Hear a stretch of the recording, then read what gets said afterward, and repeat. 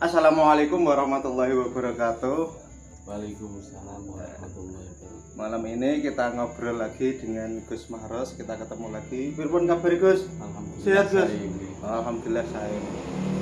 Ya pada kesempatan yang langka ini, jarang-jarang kan Gusnya bisa serawong kalih kita. Kita akan tanya jawab tentang fikih, hukum fikih. Dalam hal ini kita akan membahas tentang bagaimana hukumnya orang yang tertidur saat khutbah Jumat. Apakah itu termasuk larangan atau diperbolehkan? Kan kemarin agak anget-anget ya bahas soal Jumatan kan. Nah, di situ ada pertanyaan yang untuk saya pribadi belum bisa menjawab, yaitu apa hukumnya orang tertidur saat khutbah Jumat. Dan nanti biar Gus Mahros yang akan memberi jawaban berdasarkan menurut pandangan ilmu fikih seperti apa. Monggo Gus, waktu dan tempat tafadhol kami persilahkan.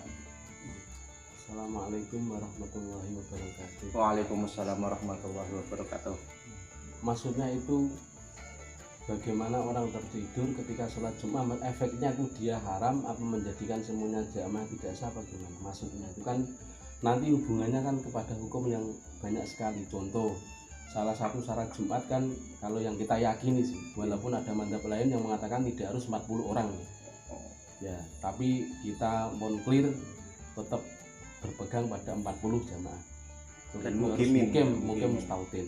Nah itu nanti ada efeknya. Semisal orang tertidur saat Jumat, kok jamaah Jumat itu kok jumlahnya pas 40, dia tertidur, otomatis kan tinggal 39 orang.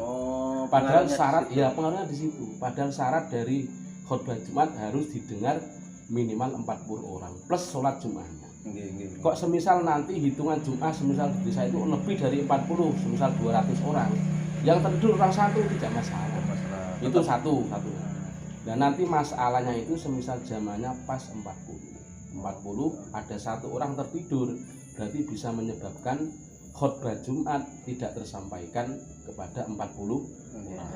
Itu kalau ketat madzhab Syafi'i. Kalau mau helah-helah sih ada yang mengatakan boleh kita bisa bicara seperti itu ya. Nah, itu punya kesitu. Kok semisal jumlahnya semisal di masjid sini berapa banyak? Wah, alhamdulillah banyak, bahkan sampai melober sampai rumah-rumah kok. Nah, itu kira-kira kita bahas lagi ya Gus ya. Ya, itu kira-kira itu yang tertidur melebihi yang tidak tidur apa enggak kira-kira? Ya kalau saya lihat, saya amati, yang tertidur dan yang tidak tertidur ya lebih banyak yang melek. Maksudnya itu semisal yang melek itu lebih ada 40 orang apa enggak? Ada, ya, saya yakin ada. Berarti tidak masalah. Tingkat toh. Ya, itu kalau masalah secara umum. Tapi kalau masalah personal itu ada khilaf. Ada yang mengatakan itu haram, ada yang mengatakan itu tidak. Personal berarti kaitannya dengan orangnya sendiri yang tidur itu. Lepas dari sholat Jumat atau khutbahnya tadi. Ya. Itu kalau menurut qaul yang dohir di muhadzab itu, kok tertidur, jenengan bicara saja. Bicara itu apalagi bicara yang bermanfaat. Contoh semisal ada orang Jumatan mau digigit ular, itu jangan wajib. Pak ada ular, wajib begitu. Ngelokno malah. Ya wajib mengelokkan. Berarti kalimat yang itu ada tidak qultali sahibika yaumal jumati ansit itu tidak melulu terus tanpa sebab. Seandainya ada sebab yang mengharuskan kita berbicara, diperbolehkan. Itu maksudnya kan hadis kan masih umum. Kita harus mengikuti pendapatnya para ulama. Tidak mungkin kita langsung memahami hadis secara lafziah, tidak. Kita harus ikut qaulnya para ulama. Takutnya nanti kalau kita telan mentah-mentah itu kan manfasara itu faliyata bawa maka jauh. Makanya kalau menyikapi suatu hadis itu harusnya dilihat pendapatnya para ulama. Jangan dilihat secara langsung, apalagi lihat terjemah itu banyak. Karena kan banyak yang begitu, hanya belajar dari internet terus merasa ngerti jadi ustaz apa gitu. Itu karbitan. Maksudnya itu polnya hadis mana? Tidak kunta apa? Li sahibika yaumal jumu'ati answit wal imamu yaktubu faqat laghauta. Nah itu kira-kira hadisnya siapa itu? Sayyidah Aisyah itu ya? Benar Pak? Nabi Bilal kan riwayat Nabi Hurairah kira. Riwayat Nabi Hurairah radhiyallahu anhu qala qala Rasul itu Bilalnya biasanya seperti itu. Dari sahabat Abu Hurairah itu. Nah, itu kan mayoritas itu berpendapat itu ada yang mengatakan itu dia tidak haram, tidak. Ada yang mengatakan sepertiga balanya hilang. Ada yang mengatakan setengah balanya hilang. Jadi ditekankan lagi kalau melihat hadis jangan dipahami dari terjemah, harus melihat dari tafsirannya para Dan ulama. harus tahu asbab bulwurnya Ya. juga kira.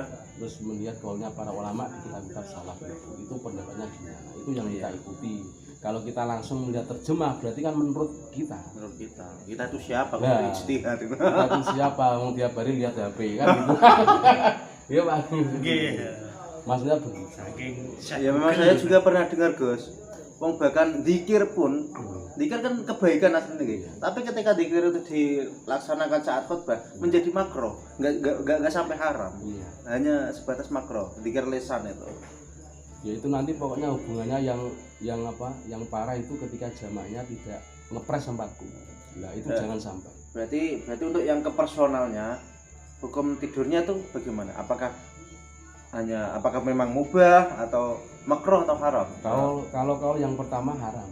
Kalau yang kedua yang muqabilnya dohir itu tidak apa-apa. Yang mubah tidak apa-apa. Kalau malah bahkan di bawah dikomentari kalau dia niat itikaf ya apa? Oh, gitu. Malah dapat pahala. Tapi nanti semisal tidurnya tidak mau makin maka jauh ya harus sholat Wudu lagi. bulan. Jadi kan itu nanti kan jangan diartikan nggak apa-apa, wah berarti kok nak sholat gak wudu, nah jangan begitu, nanti ada hukumnya sendiri. Tiap satu qadhiyah harus ada penjelasan sendiri. Beda lagi. Nah kalau nggak begini kan mesti nanti dipelintir lagi, wah maya khutbah turu gak apa-apa langsung sholat, jadi ya, gitu Pak Pi ya. Ya makanya ada orang menangkap secara sepotong-sepotong, itu bahaya itu. Harus berarti tahu. harus tonton sampai full. Subscribe. Jangan setengah-setengah. Jadi maksudnya ketika ada orang tidur ketika Jumatan itu yang fatal hubungannya ketika jamaahnya ngepres 40. Oh iya. Jadi otomatis nanti khutbahnya tidak didengar 40 orang menurut Mazhab Syafi'i. Kalau jamaahnya turah-turah ya tidak masalah. Itu jika ini yang hukum yang terkait dengan Jumatnya, Jumat khutbah dan sholat Jumatnya. Untuk yang kembali ke personalnya tadi, ada yang mengharamkan, ada yang membolehkan. Kalau di pasar diwajib ya. Bahkan ketika dia diniati iktikaf malah justru dapat pahala gitu. Nah, terus itu orang yang tadi. Ketika orang yang Jumatan di teras rumah itu bagaimana Gus? Teras rumah Kondisinya seperti ini, masjid itu terkesan tidak muat. Akhirnya banyak yang sholat Jumat di teras rumah tetangga masjid sampai-sampainya ada rumah. Dan berhubung tempat masjidnya ini sudah penuh, akhirnya mereka membawa sajadah digelar di teras rumah. Bahkan ada yang di parkiran juga. Itu secara fikih masih sah atau gimana ya? Ya itu kalau gambarannya asal jamaahnya tidak melebihi di atasnya imam, di depannya imam. Oh gitu. Terus ada jalan menerus. Oh. Kalau nanti di kitab Buya itu kan harus jalan menerus, tidak berbelok-belok. Jalan yang menerus yang sampai ke imam. Ya ke masjid. Ya, ke masjid. Masjid tidak imam. Ke masjid. Dalam arti orang yang menghubungkan pada imam. Nanti ke imam kan terlalu jauh kan. Semisal batasnya masjid sampai mana? Semisal dia jamaahnya kok di teras rumah, itu rumah jarak ke masjid itu jangan sampai terhalang, jangan berputar balik. Kalau dia berputar balik, contoh semisal mau ke masjid sana tapi dia rumahnya beloknya terlalu banyak, itu bisa. Berarti kasus di masjid sini berarti ya masih boleh, soalnya tetangga masjid langsung. Iya, tidak masalah. Sementing tidak pintunya tidak tertutup itu. Pintu apa ini? Pintu masjidnya. Pintu masjid. Kan ada jalan menerus. Iya. Jalan menerus menghubungkan pada orang yang menghubungkan dengan imam. Tidak langsung ke imam. Pokoknya orang yang di dalam masjid yang menghubungkan pada imam. Terus yang disoroti jangan sampai dia ke masjidnya jalannya berputar. Itu tidak. Dan jangan sampai di depan imam. Tadi ini Jumatannya dengan musola Torekoh itu. Kan masjid depannya kan ada pondok Torekoh, ada duduk harapan imam, wah kacau ya, cilik itu. Pokoknya intinya tadi sudah jelas ya, semisal dia tertidur yang menjadi acuan hukum itu kalau jamnya lebih dari 40 tidak masalah. Masalahnya dimungkinkan khutbahnya imam itu bisa sampai kepada 40 orang. Kan mungkin sekali lah itu. Itu masanya di situ bukan masalah. Misal aku khutbah turu piye haram. Sajane masalah tidak di situ. Masalahnya kan khotbahnya itu sah apa enggak kan? Maksudnya seperti itu. Berarti hukumnya orang tertidur tidak hanya untuk diri sendiri personal, berimbas ke khutbah dan khotbah Jumatnya. Iya. Karena ada yang mengatakan kalau khotbah itu kan satu rangkaian dengan sholat Jumat. Iya. Tapi ada yang mengatakan itu mustaqilah itu Beda. kan sudah dibahas. Jadi kesimpulannya untuk yang personal pribadinya orang yang tertidur tadi ada kaul yang Khilaf, ada yang khilaf. iya, Ada yang membolehkan, ada juga yang mengharamkan. Ya, khilaf kan kita boleh memilih, kan? Iya. Saya pribadi dia sering tertidur juga. Saya kalau gitu ikut yang membolehkan. Saya niat etika. Ya pas yang jadi khitab di situ malah tidak tidur. Tidur saja itu kan menjadi pengembangan dari itu. Berbicara itu malah. Berbicara semisal dengan berbicara dengan teman. Dengan teman ketika imam khutbah itu khilaf. Ada yang mengatakan haram, ada yang mengatakan tidak. Nah, apalagi kok tidur kan. Nah, terus di garis tadi apalagi kalau bicara itu sangat penting sekali. Termasuk ketika ada ular tadi ya, Mas ya. Contohnya kan ada orang mau digigit ular. Kalau kita tidak mengelokkan tadi akan jadi korban. Itu malah wajib kan intinya seperti itu. Jelas ya teman-teman, hukumnya orang tertidur saat khutbah itu bagaimana? Berarti ada dua yang perlu disoroti, hukum untuk ke pribadinya sendiri dan hukum yang terkait dengan pelaksanaan sholat Jumatnya, yaitu dengan khutbahnya dan sholat Jumatnya. Kalau untuk pribadi sendiri ada ulama yang membolehkan, ada juga yang mengharamkan. Ya, kita pilih khilaf di antara umatnya Nabi Muhammad ini membawa hikmah ya. Ada rahmah. Khilafu umati rahmatun. Khilafu umati rahmatun. Boleh memilih 4 mazhab saja kadang berbeda pendapat kok. Monggo dipilih ikut yang membolehkan ya monggo, ikut yang mengharamkan untuk berhati-hati. Melek wae ngrungokno khotbah ya monggo. Tapi jangan menyalahkan yang ikut yang mengharamkan, jangan menyalahkan yang tertidur. Soalnya ada pendapat yang membolehkan juga. Itu untuk yang hukum ke pribadi.